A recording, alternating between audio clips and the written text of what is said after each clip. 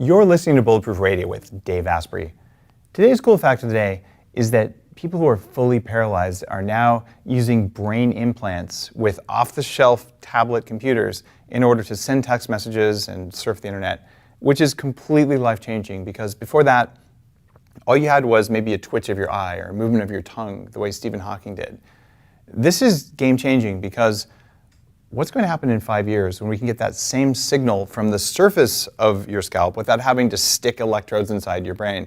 You could pretty easily scramble your eggs by sticking things into your head. We're probably not going to do that for many, many years, if ever. I don't think it's going to be necessary. But the fact that this is already happening is a precursor to the world that's coming, where you don't have to hold your phone up to look at your face because it's already able to read your mind. This is going to accelerate things way more than we have today, and I'm excited to see it as long as I have a good firewall for my brain. Today's guest is not an expert in neural implants, and I know you thought I was going to go there, didn't you? He is a dear friend. It's the third time he's been on Bulletproof Radio, and one of the top experts in the world on human performance. The other two times that Brendon Burchard was on the show, we talked about high performance, but he hadn't done what I might call his opus, if it wasn't Motivation Manifesto, his new book, which is called High Performance Habits. Because Brendon and I think a lot about, how do you kick ass at the things you do in life? And he went out and interviewed a lot of people, had a survey, and really did a structured technique to figure out what do people who just do amazing things do every day to make themselves better. Now, you might know that we care about similar things because I did a similar thing in Game Changers based on Bulletproof Radio. And we came up with some similar and also some different results. And I want you guys to learn from Brendon the same way I do. I learned a lot from Brendon about what you can do to perform really well. And I'm going to tell you right now that if you want to read a book that's going to absolutely change how you show up in the world, you should read High Performance Habits, which is Brendon's book. And because you're going to love that book, I also know you're going to love Game Changers. And yes, Brendon's in Game Changers. But here's the deal. You listen to this show because you want to get something in every one of these interviews that's going to make you a little bit better of a human being, better at doing what matters most to you. And this is a man who can tell you more about that and who has helped majorly successful executives, celebrities, and professional athletes even show up better. So I'm going to pick his brain, you're going to get to listen in, and we're all going to walk away enriched and knowing how to kick more ass.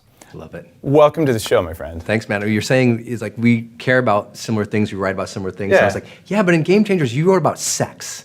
If I'd put that in my book, I think I would have sold another 100,000 copies. Well, if we could get you some testosterone, you might start caring more about sex. That's true. Maybe I'm just lacking there, but I think that is a good differentiator of what you do with biohacking that really makes a difference. So anyway, I love your book and I'm pumped to be here. There's a biochemical difference here. I think you're focused a little bit more on habits. Yeah. But you do cover some things that I don't, and actually focus less on habits in Game Changers. There are some very important habits that boiled out of the research here. But you talk about a loop that is not in the body of work that I've done that I found really fascinating. I heard you talk about it at JJ Virgin's event, and JJ Virgin's also been a guest on the show. Yes, she's awesome. And share with people listening this loop that you've identified and how people who perform really well use it in their daily performance. Yeah, we call it the confidence-competence loop. It's like if you're lacking confidence, then you don't feel like learning, so you don't get competent. And if you're not competent, then you don't feel like you're able to actually go do anything. And so there's this weird thing that happens if you develop a little more competence, so you learn a little bit more, you're a little more confident. If you're a little more confident, you try a little bit more. Yeah. If you try a little bit more, by trial and error, you learn more. So the more competent you get, the more confident you get. And so it just goes like this. So we're always telling people, learn. Part of the reason I'm passionate about Bulletproof Radio is you're teaching people how to improve their lives. You're giving them new things, new ideas, new tools, and if they put them into play, they get a little more confident. And when you're a little more confident, you try more things. When you try more things, you learn more things, and you're on your path to mastery. I think what happens for a lot of people, though, is naturally we all have a lot of self-doubt, and we have a lot of fear. And so when our confidence is low, we tend to not learn as much. And when we don't learn as much, we start pulling back because we don't think we're capable. That's where people go, I'm not enough, I'm not smart enough, I don't really get it. And so they don't try anymore. And if you're not trying, you're never going to reach high levels of performance. You can't get mastery without this trial and error process. So one of the things we learned from high performers was like they kind of mastered that. Their confidence is genuine because it came from competence.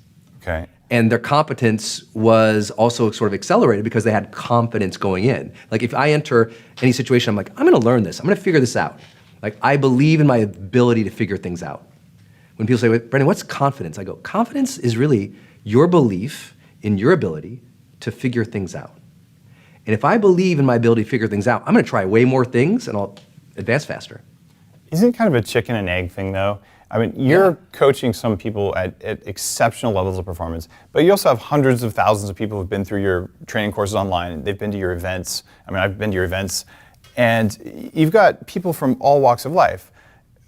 These kind of extreme performers, are they still dealing with that confidence problem? Yes. Yes, because here's when I meet them. Okay, now, right. On their best day, when they're walking down the street and they, got all the money in the bank and they're rich and famous, successful, are they lacking confidence? Not per se. They still believe in their ability to figure things out. But when I get brought in to train Oprah and her team, these are incredibly confident, competent people. Or when I get trained, like Usher hires me to come out, fly across the country and work with him. Why? Because the one thing that high performers almost always have is this moment in their life when they're in transition. They're starting something new. They're trying something new. And when you go to do something new or something big or something game-changing, you used to call it, that brings up a lot of nerves. That brings up the old stuff. That brings up the concern. Are these strategies we've ran over here, are they gonna work over here? Because take any person in the world, but put them in a moment of transition or chaos, the self-doubt increases. And we live in a world where there's chaos and transition all the time now. And so my seminars, I'll ask the audience, I'll say, listen, let me test to see whether or not I know my audience.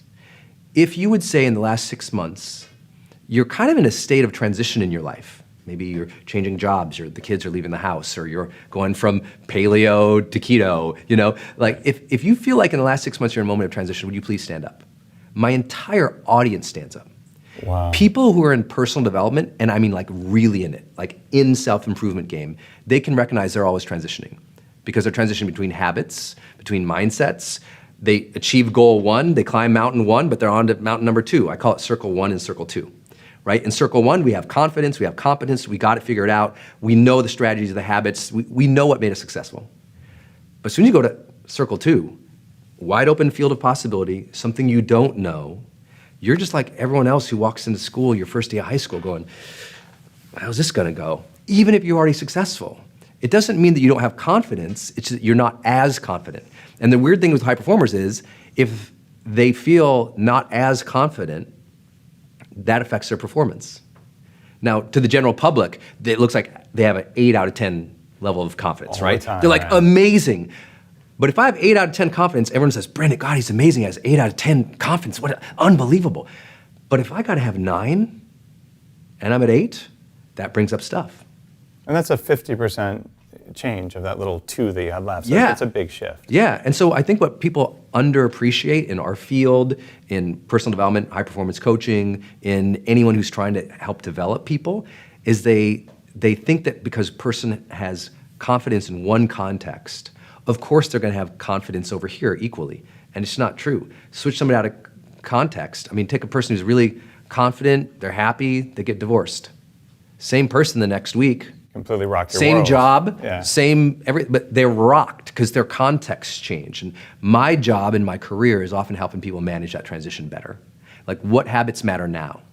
What mindset matters now? Not what strategies worked in circle 1, what strategies are gonna work in circle 2. And so high performance habits was a lot of trying to understand like what habits made the greatest difference for people as they were attempting to do what you call like achieve big things. Right. Not just what makes you happy. We measured how do we know if a person achieves long-term success? And one of the easiest indicators is how do they handle transitions? Does long-term success make you happy?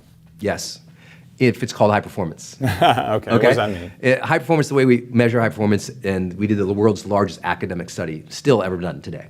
Over 2 million data points, 300 in-depth structured scientific interviews, 190 countries in the academic surveys, the structured surveys. major effort, 3 years of my life, which was hard because I'm a kid from Butte, Montana, and I was like, the academics were killing. I just like, can we finish this project, please? It was brutal, and I learned so much, and I learned a lot of things that changed my life. Because I thought I was a high performance guy. I've been training on this, for 13 years now. I thought I knew a lot. And then you do the data, you do the research, and you go, oh, there's a lot that I didn't know.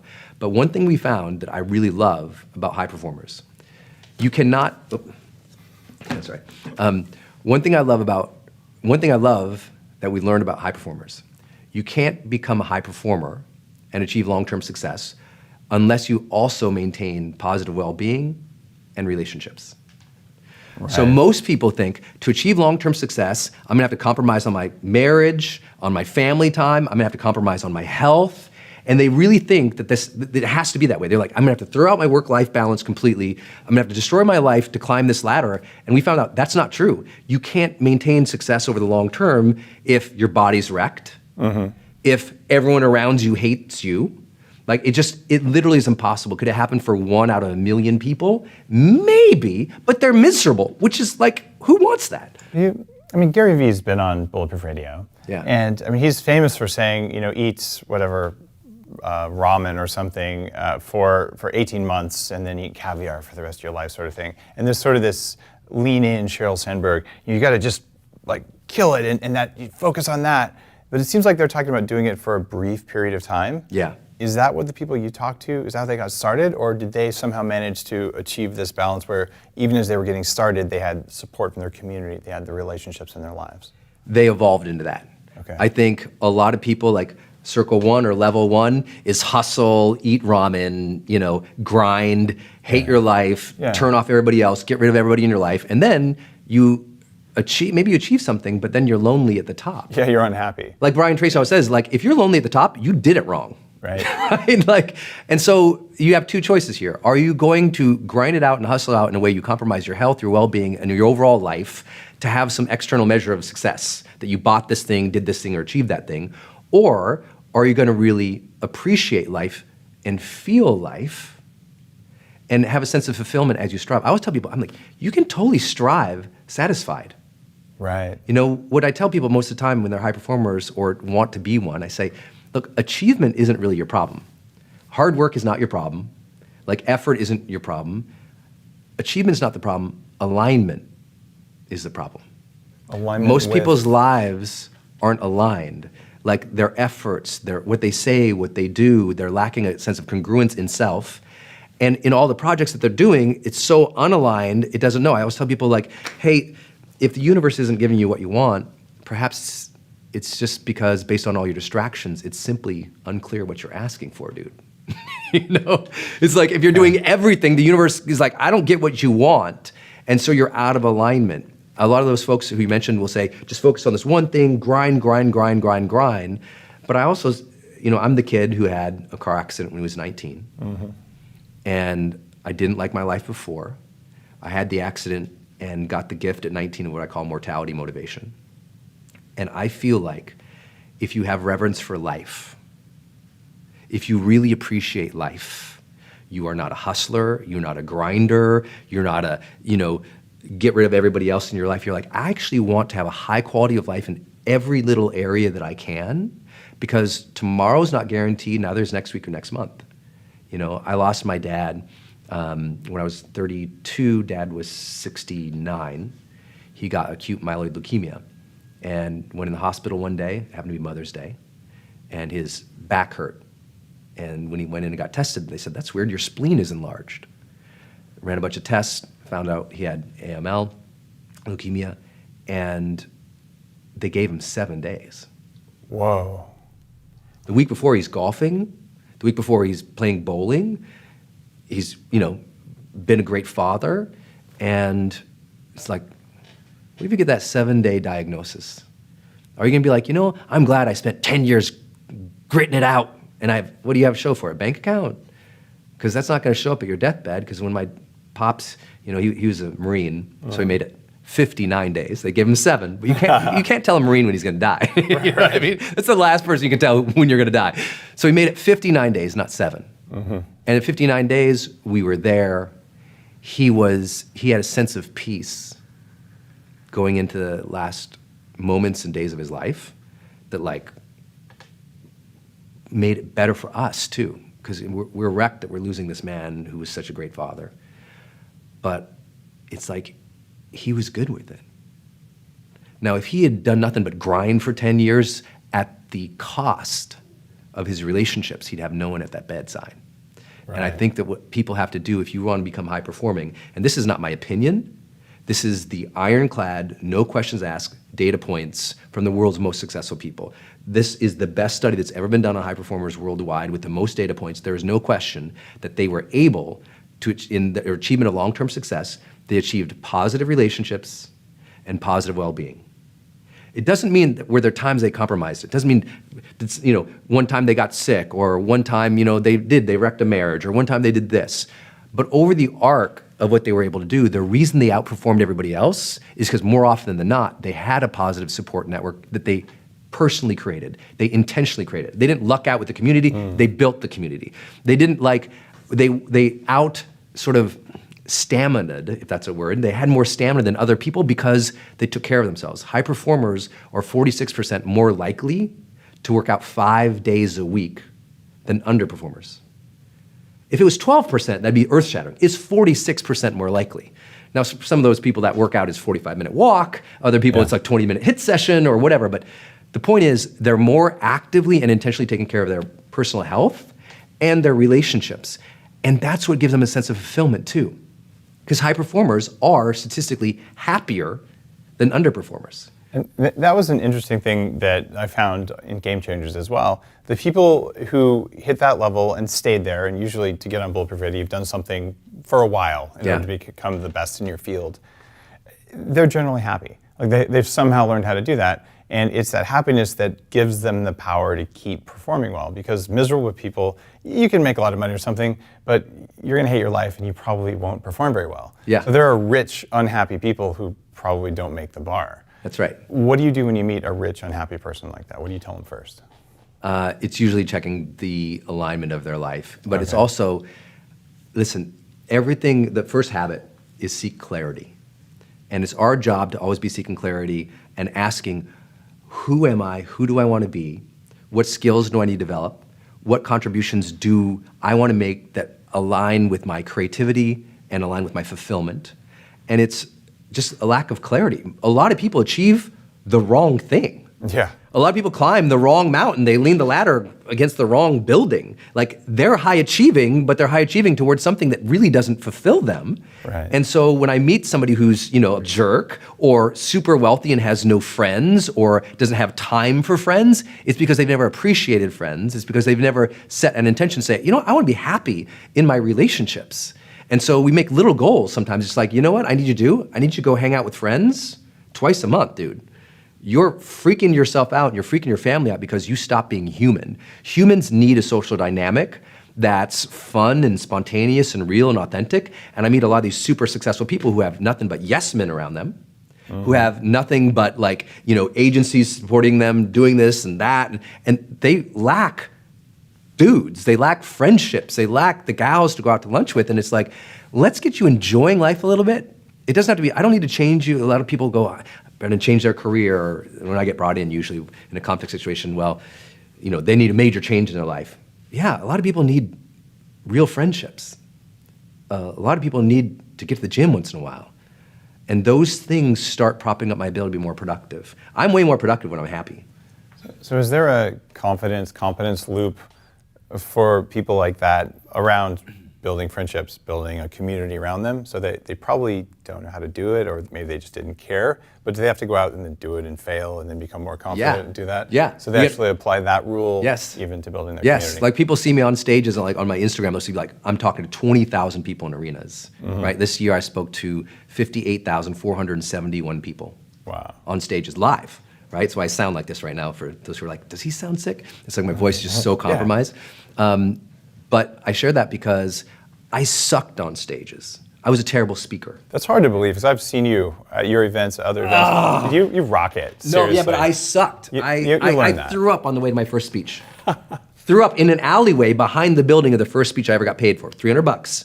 I threw up in the alley. Wow. My first networking event in business, I went through 3 shirts underneath a suit Wow. in like an hour. I was literally I was so awkward, and I'm still awkward, dude. But I had to do what everyone else has to do. You have to make it a goal to have more friendships. You have to make it a goal to connect with people. I said, I got to get better with people. So I started reading books on like, how do you listen to people? How do you like interact with people and not be weird? Because I grew up in a very violent place, right? So I was always protected and buttoned up and, just concerned about other people. I had to learn to like, how do I get over my stuff so that I can just be somebody with other people? Have you ever met someone who doesn't have stuff they have to get over? No. Exactly. That's why everyone needs a coach. Everyone says, what do you do, Brendon? I'm like, well, I'm a writer, but I'm also a certified high performance coach. So I spend a lot of my time either coaching or training on high performance. And the only reason people seek that out is because they're like, you know what? There's something blocking me from experiencing that next quality of life that I really want for my family, for myself, for my career, and they know it. They're just like, there's something more, as you all say, there's something more in the tank, and they know it's there, but they might feel stuck or they might not know how to find it. And so they're seeking clarity, so they come to us, or they're trying to fix one part of their life. They don't have the energy they want. They're not as productive as they want. They're not as good of a leader. They're lacking the influence that they want. They're not making the money that they want. So there's some kind of part of them that says, you know what, I have the self-awareness and the honesty to say, I'm lacking in these areas, and I'd sure like to improve them. And so they seek out personal development. They listen to your podcast, man. Oh. Like they're coming here to optimize because they recognize there's a gap. Right. And your tools, your habits, your people who come on these things, it's like, oh yeah, that's one new idea. Maybe I can improve my life. In Game Changers, the law where I quote your stuff, there's 46 laws that boiled down from all the data from 500 or so episodes of Bulletproof Radio. And it's one that's titled Never Discover Who You Are. Because I certainly went out early in life and was like, I'm going to make a lot of money. That'll make me happy. I don't want to ever fail at anything, so I'll run away from failure. Not a good way to succeed, although I did make a lot of money, which then I lost from the same habits. But the idea of like discovering who you are is a big part of kind of pop culture, personal development stuff. Yeah. And in the rule, it's you don't discover who you are, you decide who you are. And that's why your story is a part of that law, along with a couple other people who have different takes on that. But the idea there is that you actually go out and do that. And in High Performance Habits, you write about doing it with intention. Yeah. How do you tell people to go about setting an intention that works? I say make it super tactical and real. So I'll ask people all the time, and I encourage anyone to listen to this, do this same thing. Think about like the 3 words that you would love to be described as a human. Like these are your 3 aspirational identity words, meaning like these 3, if these 3 words were on your tombstone and really represented you, you'd be like, oh, that word is me. And you felt really great about it. Like think about, like make a whole long list, identify the words that you really resonate with at this stage of your life. You're like, these words are important for me to grow into or become, or I admire this about myself, these 3 words. And then put those 3 words in your phone as an alarm that goes off 3 times a day. So when I'm like hanging out with you, literally my phone will buzz and I'll look down, the 3 words will pop up. And it's like, oh, am I doing that? Right? And it's that regularity. The reason people lack intention is because they do it on January 1st and they forget about it until December 31st. And so I've set these reminders that help me stay an intentional person. Some of the reminders are really tactical, like I have a door frame trigger. Every time I walk through a door, my mind immediately, like Pavlovian dog, goes, I'm entering this room as a happy man ready to serve. Every door I walk through. It's automatic because I told myself that like a million times walking through every door. Right. I'm entering this room a happy man, which means feel happy, Brendon. Who's ready to serve? Focus on serving in this room, not on yourself. You're content, Brendon. Take care of the people in this room. If you say that every time you enter a room over a series of years, you become a good person. You become happy. And so those little reminders are like hugely important. And tactically, maybe when you look in the mirror, you say something to yourself. Maybe every time you take one action, you say, okay, let me put some self-talk in here. And a lot of people like poo-poo self-talk. I'm like, go talk to an Olympian. Go train a high-level person. They have high-level self-talk. Like they have developed with real intention what they say to themselves when they suck. They know what they say to themselves when they're down. They know what they say to themselves when somebody rejects them or judges them. Like really great high-performing people have that self-talk that's a routine, a rhythm, but it's intentional. They said, you know what? Instead of telling myself I'm an idiot, I'm stupid, I hate myself, they say, you know what? Focus on what you can learn here. You know what? Be this kind of person in this situation. And they set intentional goals too. So last piece is, everyone listening, I hope that you'll set a 30-day intentional goal for like every month. On the first of the month, I pick a word that I'm going to try and live into that month. Like this month's is patience. Mm-hmm. So every day, as I work on my high performance planner, it says patience at the top, and I try to be patient that day. Patience has been on mine for like, I don't know, in 15 years doing this, probably like 30 months. You've been waiting a long time for that one? Yeah, I know exactly. I'm still working on that one, but I think it's like, when I meet people and I say, what's your intention for who you want to be, and they don't know, I know they're an underperformer. When I say, what's your intention for the skills you need to develop to become the person you want to become, and they don't have anything scheduled on their calendar to develop those skills, I know they're an underperformer. What's your intention for going into this next situation? No intention, no high performance. One of my favorite things about Oprah is when you work with her, every meeting she starts with, she always says, what's our intention for this meeting? She doesn't say, what's the agenda, what's the items, what's the list? She goes, what's our intention for this meeting? She's a pretty high performing person. And I think that's what people need to get is high performers are setting intention more often, using more cues, more reminders, more triggers. Other people do it too, but they do it once in a while. One thing that makes a high performer is this word called consistency. Right. That's it. If you're consistently setting intention and living into it, you'll feel congruent, you'll feel like your best self. If you don't, you'll feel like you're reactive. And when you are reactive, you compare yourself to other people. When you are reactive, your emotions are all over the place. When you're reactive, you're living other people's lives. When you're reactive, you're a lemming. When you're reactive, you're caged in somebody else's perception of yourself. And so it takes intention to really break through to higher levels of success. You mentioned something earlier that stood out.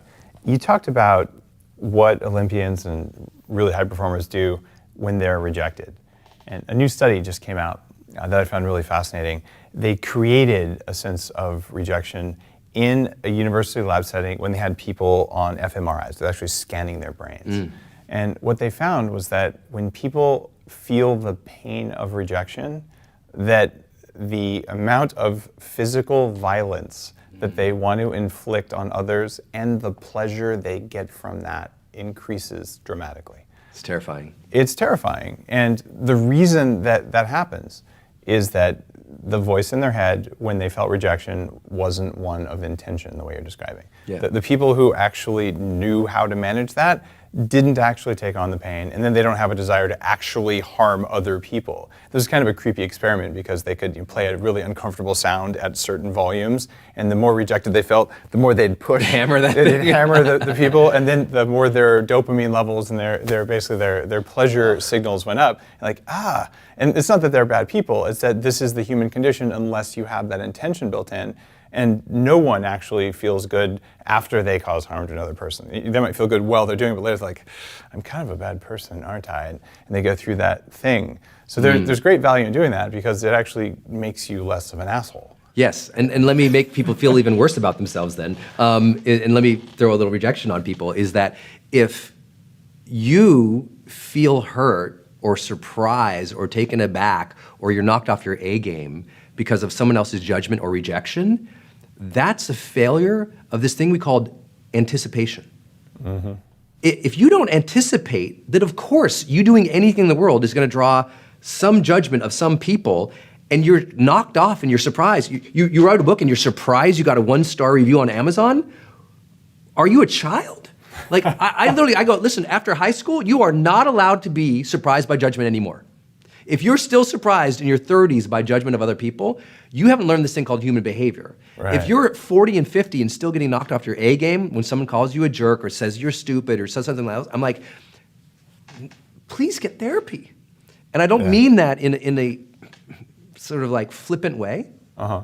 I think a lot of people generally would benefit a lot from therapy. And I'm one of those guys who thinks there's a tremendously bad stigma against therapy. I'm not a therapist, I'm not a psychiatrist or a psychologist or neurologist or anything that ends with ist. But it's like I'm like, I tell my audience, like, you're not allowed to be 40 and still be completely upset that somebody gave you a 1-star review or trashed you on the internet, because how did you not know that was going to happen? Have you not paid attention to any human behavior?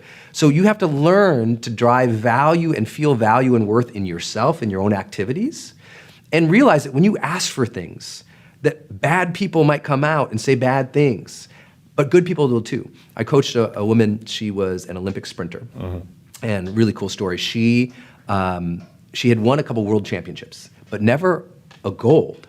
Right. And I was working with her after she won a gold.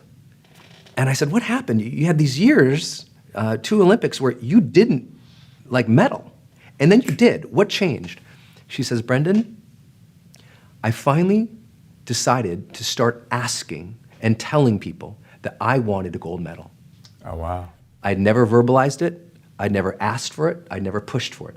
And she said, and I love this line, she says, I learned that when you shout from the rooftops what you really want in life, will the village idiots come out and scream at you? Yes. But the village leaders will also come out and recognize that ambition and want to provide service.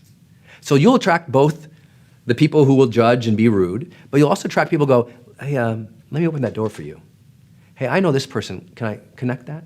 And we so focus and believe that everyone's going to be the village idiot judging us that we don't go for it, without realizing if you don't speak for what you want in life, you won't get it. Because when you start speaking for what you want in life, it attracts and it opens up doors that you could not anticipate. Because more people are helpful than hurtful. It's that we learned to focus on the hurtful because it hurts so much. And we didn't celebrate the helpful because we took it for granted. What percentage of the population do you think are the village idiots? 1 out of 100. 1 out of 100. Yeah. They did a study, and I'm not going to get the numbers right, so these are ballpark, but they did a study of number of 1-star reviews on Amazon and you go out to eat and you look it up on the line, on Yelp. So they did a study with those 2 data points, Amazon and Yelp 1-star reviews versus the higher star reviews. And it turned out to be the 1-star reviews versus the 5-star reviews were like 1 in 1,000. Wow. So overall, it's like one person is going to trash you versus 1,000. But if you don't believe that, here's what I always tell people. I say, okay, let's take a second and let's think about your life. How many people hurt you or rejected you in such a way that it really altered your sense of self? It really hurt your identity, and it changed how you showed up in the world. How many people were like that to you? And I'll ask the audience, I'll say, raise your hand if one person like that ever hurt you in such a way it altered your behavior and who you felt about, and how you felt about yourself. Everyone raises their hand. I said, how many, could you easily think of 3 people really hurt you in that way? Not hey, I don't like your hair or your shoes suck, but actually harmed your identity. And I'll ask that, how many? 3 people. A bunch of people raise their hand. How many of you, if I sat down with you at lunch, 7 people? And I'll just keep asking that. I'll elevate it up to how many? 15 people, 20 people. I've asked this on 8 different continents. You know what the answer is? 8 different continents, 7 different continents. I was wait, was there an 8th one? Mars. On 7, I've overly traveled the last 2 years. I need some bulletproof coffee right now. And here's the universal.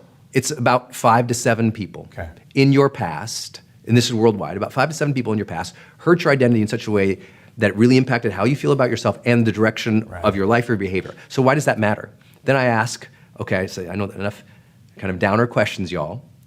Let me ask a different question. How many of you have met with, interacted, known, talked with 50 people who were cool with you, let you do your own thing, didn't bug you, didn't bother you? Everyone raised their hand.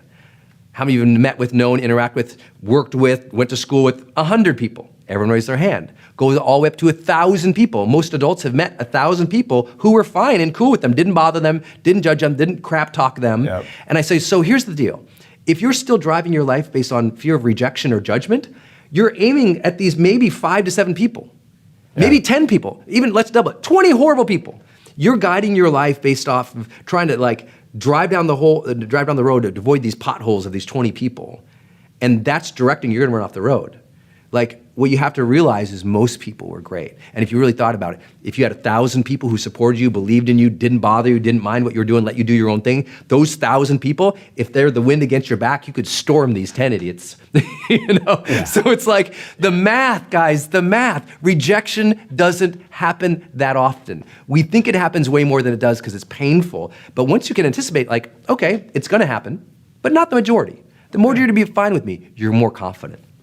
There are studies out there that show 4 to 5% of the population either is sociopathic or psychopathic, right? And so maybe it's 1 in 20, and not all of them are going to be acting out online, but when they do act out online, one person might do 1,000 posts of, Yes. just angry, running around, just spreading shit everywhere. Yes. Right? So you see those, and they appear to be a great percentage where most people don't say anything, but they're listening to what you have to say, they're doing whatever it is. And so our view on that is really stilted. I'm sure you've had to deal with that as you're growing your business. I certainly did, where people come out of the woodwork and you're like, where did that come from? Yeah. And I have this word I like to use called garbage heart.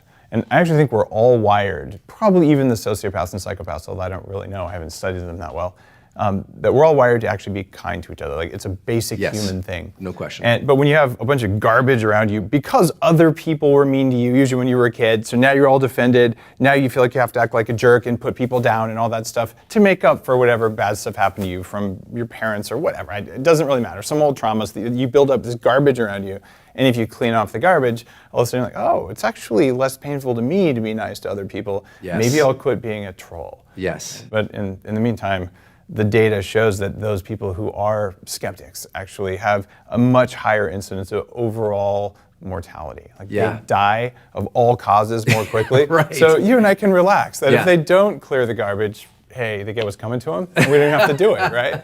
Right, maybe they won't be here as long. But we did a research study with High Performance Institute that found about 20% of people sort of enacted bullying behavior in the last 30 to 60 days. Yeah. 20% of people. And I'm like, people go, oh, that's terrible. I'm like, that's hopeful. Yeah. That means 80%, like when I walk out the door, I'm like, 80% of people are gonna be cool. I'm stoked for the day. Do you know how many people got through high school without being bullied? Yeah. A lot more, or a lot less than that 20% number you just talked about. Right. Or 40%, I forget what it was. But most people got bullied and can be reactive to it, but a lot of them aren't reacting to it anymore. So there you go. Yeah. Like, we're improving as a species, which makes me feel pretty good about it. Yeah, and the funny thing about one of the studies that we did, that we found, it's the 6th habit in the book, and it's about courage. Yep. And people think courage is like this big dramatic thing, and we found out like courage means 2 things when it relates to your performance overall in your career or your life. First, it means you speak up for yourself and your ideas and your thoughts consistently, even when it's a little uncomfortable. Right? So you share your idea in the meeting, even though it's a little weird, but you share it more often than underperformers. Underperformers, they're suffering in silence. Right. High performers, they'll share it even though it's awkward and weird. Like, that's my whole career. I'm a little awkward right now because we're on camera. I love you. I want to do a good job for Dave. Oh my God. But it's like, I'll try. Yeah. And so the first element is you speak up consistently and often about what you want, what you feel, what you desire, even if it's a little awkward and uncomfortable. But the second thing that gave me so much hope was that courage cannot be defined unless you also speak up for other people. Interesting. That the most courageous people in the world and we can tie it to their success, whether it's their income level or other external measures of success that they've defined as important, whether that is their health or their promotion level or their business size or whatever their aspiration is. What's unbelievable about it is they also all agreed to the statement that I will speak up for somebody if they're being put down in a meeting. Yep. I will speak up for somebody if 4 or 5 people are saying negative things. Like, they tend to do that more. And I think that's such a beautiful human piece of courage. We think of courage as just like, someone who's able to go crush goals, but it turns out real courage is like, you'll speak up for yourself and other people.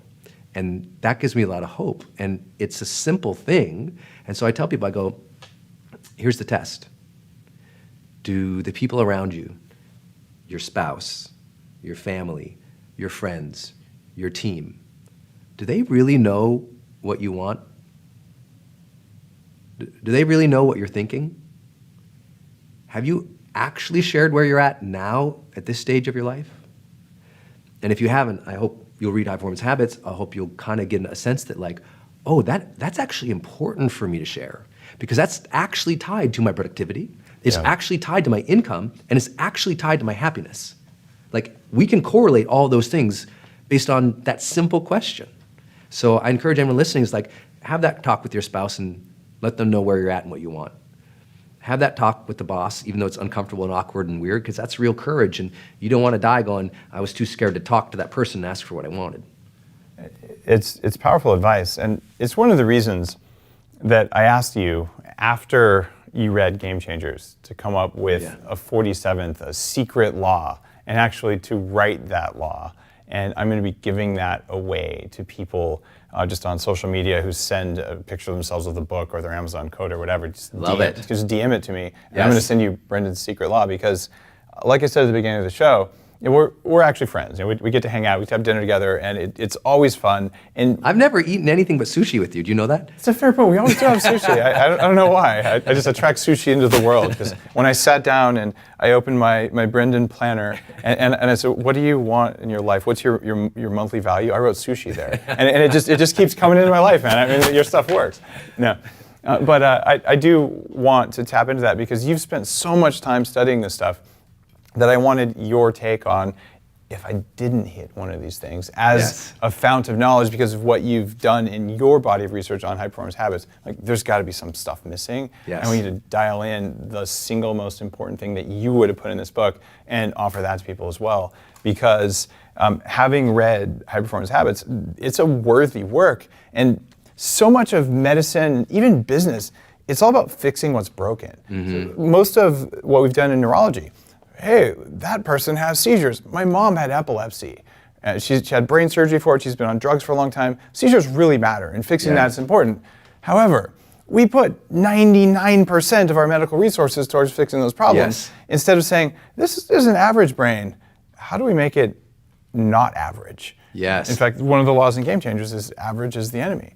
You do not want to be normal. Right. It's the worst thing you could ever be. It's very true. You want to be really, really good at something. And it might be different than what someone else is good at. But if you're exceptional here, and even if you suck at everything else, there's someone who doesn't suck at those things who will be happy to do them. And you can focus on this. And that kind of thing has been missing from a lot of even psychology. And what you've done with High Performance Habits and what I've done with all these structured interviews at the end of Bulletproof Radio, just how do we get the data to see what's different about people who are not normal, but not normal in the positive direction. So I got to just say thanks, Brendon, for the 3 years you put into doing that. Thanks, buddy. Because you didn't have to do that either. I mean, you're already plenty successful. You could have just gone and done your seminars the way you do, but you actually care about this. Yeah. And it shows in your writing. So thank you for your work. Thank you for doing this level of intense inquiry into the abnormal, the positive abnormal. Yes, it hurt. It was not something I was honestly prepared to do. I wanted to do it. I didn't realize the diligence and the difficulty in actually proving things out at that level where, academics can go, yep, he did it right. That was really difficult. But I also think you and I really are interested in that more positive thing, not just what's wrong with people, because that's what psychology did for 50 years. Now we have the positive psychology movement. Asking what's right with people, not just what's wrong with them, is really, really important. One thing I think the book kind of takes on in that vein that just crushes is this conversation about like strengths and weaknesses, and you and I have a similar vibe about that thing. I think in general the big strengths movement is lacking because what it tells you to do is just do things you're strong at and that you innately enjoy and that you're naturally good at. And I'm like, that's important, and that will get you to good. But what will get you to extraordinary, which is what I'm trying to focus on, is asking instead, what am I, instead, like high performers don't necessarily say just what am I good at? They ask this question, what is necessary for me to understand and master to achieve that purpose? Right. Like for me, I couldn't write, couldn't speak, was weird on stage, had never done a video. I just like anyone else turned on the first video camera, and whenever I had to look at it, I was like, I was like, hi, I'm Brendon Burchard. Hi, I'm Brendon Burchard. I couldn't even introduce myself and be authentic because it was so weird and awkward. But I was like, oh, I need to learn to do that. I wasn't good at leading a team. I'm like, I need to learn how to do that. Those weren't innate things that I was naturally good at. I wasn't innately put on a stage and did good at it. It was like, That is a skill that is critical to my long-term development and the achievement of the purpose that I desire. And so we have to go beyond even our strengths and ask what's necessary for me to, what is it necessary for me to become, or who is it necessary for me to become to achieve the purpose that I want? And that's a very different way of looking at life than just saying, what do I suck at, fix? What am I good at, do more of? It's like, no, because sometimes what you're good at isn't what is necessary in the situation. You have to grow in the situation. Like a lot of Olympic athletes know this too. Their natural strength, coming down that last 200 meters doesn't matter. It's do you master the last 200 meters and win or not? Right. That said, an athlete realizes they're exceptionally strong in the first half of a 400-meter race. They take advantage of it. They're going to train the shit out of that. And they're going to be the fastest in the world there. And they realize my natural strength isn't this end, so I'm going to become as good at that as I can.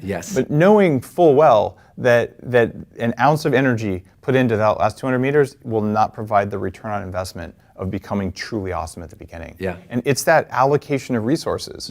Where it's not saying one or the other, it's knowing what's necessary to win. Exactly. That's all that matters for people to recalibrate around this whole strengths weakness conversation. And I like it because I feel like your book rounds out in a different way what I was going for.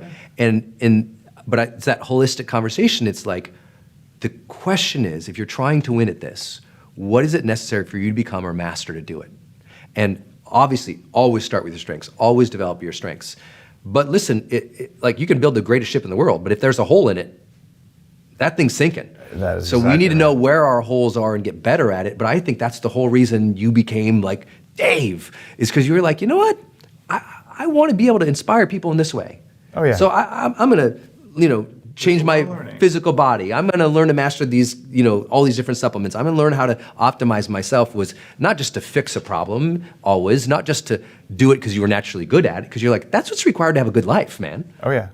No, I didn't know how to do business networking. Same thing, first time I went on stage, I have no idea what I said. I was too terrified. And eventually you figure it out and you realize maybe you actually are good at that, but you have to get enough competence to know whether that's your gift, because you're not going to know. It's an unknown until you've tried it a few times. But in our work, I mean, we talk about how people can rock and roll at what they do, but there's two other parts to that. There's the sex and the drugs that goes with the rock and roll. That's right. If you got messed up. In Game Changers, I'm straight up, hey, if you're not paying attention to sex in your life, you're actually not going to perform at the other stuff that has nothing to do with the bedroom if this is lacking or you're not getting the right energy. Says the guy who came to my High Performance Academy event, stood on stage in front of my 2,000 people and said, hey guys, here's what I want you to do. Don't masturbate for the next 30 days. Like, I don't want you to, no sex for you the next 30 days. It'll really optimize and change your brain. And I was like, oh my gosh, did he just say that on my stage? You told me to bring it, man. No, but that's what I love, is because at the end of the day, that's an area that most people don't experiment in. And I'm not saying just, that type of thing, but it's like in their personal life with people, they don't try to understand those lines of intimacy, those depths of intimacy. Because they're not appreciating that depth of intimacy they can have in the most intimate relationship that they could have in the world, in the bedroom. Then in real life, in the meeting, no wonder no one can connect with them. It's not an intimacy thing they need to bring to the boardroom, but if they don't in the bedroom allow themselves to open and feel, they're not going to do it in other areas of their life, because that's a microcosm of the macrocosm. And I think a lot of people, they fear intimacy in every area of life, and that's why they don't have friends. It's why they don't have the marriage or the spouse or the partner that they wanted, because they took what they got and what they were comfortable with versus asking, what should love and life feel like? It's just way too easy to lock yourself in a bedroom, play video games all day, and just kind of become a shut-in and just never authentically connect with people. And we're seeing epidemics of that amongst kids. I mean, Japan was maybe the first country to have that problem. And the people that you've interviewed for your book, the people I interview, they figured that out. They've learned how to have that intimacy in their life. And I'm like, I'm just going to call it like I see it here and say, this matters. It's a variable that you can track, you can pay attention to. And we've got another discussion around people are microdosing LSD. They're doing ayahuasca with shamans. And I did that almost 25 years ago in Peru before it was cool. And when I talk with Jack Canfield, a mutual friend, just a couple days ago when I interviewed him for a different episode of the show. And I didn't think he'd say this. I said, well, how did you learn how to get this awareness? He goes, when I was 29, I did LSD. I'm like, yes. Did Jack Canfield just say this? He did. He does. And so I'm not saying people listening need to go out and do that. In fact, there's lots of ways you can get outside yourself in order to have that awareness without using any of that kind of stuff. Yes. What did you do first, other than a terrible car accident, which may be your answer, but to get outside yourself and get that perspective? Yeah. Man, I'm such a dork. And I wish I had a smooth or cool answer. I read books. Nice. Okay, so you just went deep on books. I read everything I could in psychology and personal development and neuroscience. I read a book a week for 22 years. This is I'm coming on my 23rd year, a book a week. Because I was fascinated by other people's perspectives. So that was one, was learning awareness comes sometimes with exposure. Awareness actually comes with perspective.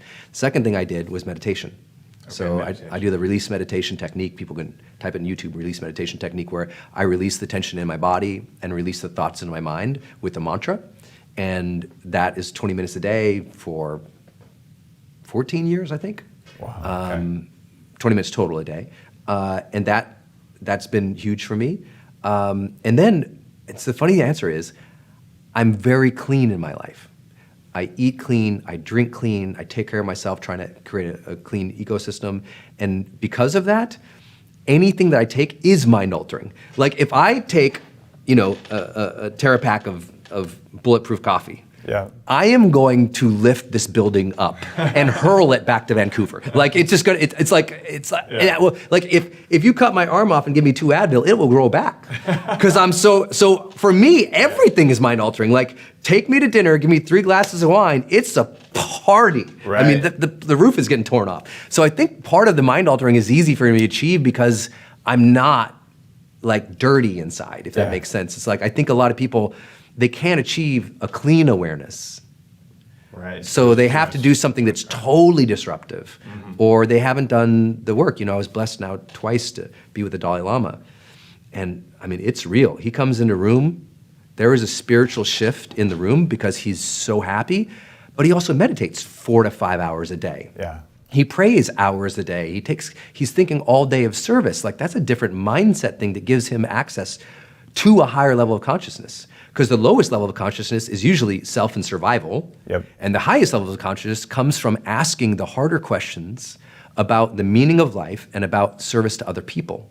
And so I think consciousness isn't just is my mind altered and are amazing whiz-bang colors happening? It's also like the deep reflection of why we are here.